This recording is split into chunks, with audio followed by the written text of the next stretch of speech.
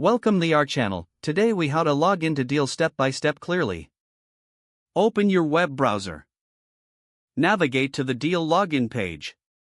Locate the login option on the home page. Click on the login button. Enter your registered email address in the provided field. Type in your password in the designated area. Double check that both the email and password are entered correctly. Look for any forgot password link if you need to reset your password. If you have two-factor authentication enabled, check your mobile device for the verification code. Enter the received code in the appropriate field if prompted. Click on the login button to proceed. Wait for the page to load your account dashboard.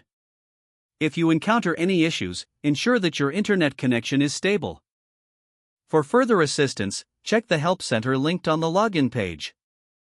You are now successfully logged into Deel. If the page does not load, refresh the browser or try again in a private or incognito window. Make sure you are using the correct email address, then retype it carefully to avoid small typos.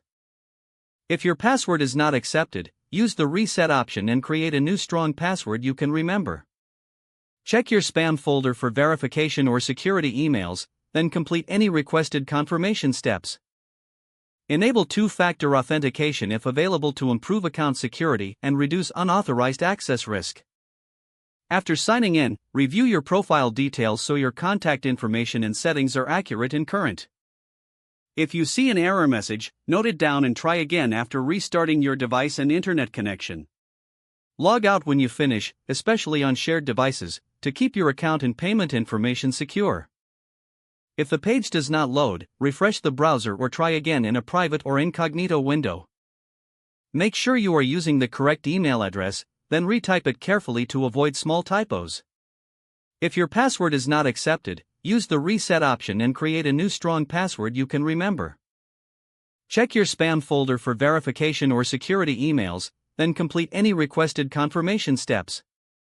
Enable two-factor authentication if available to improve account security and reduce unauthorized access risk.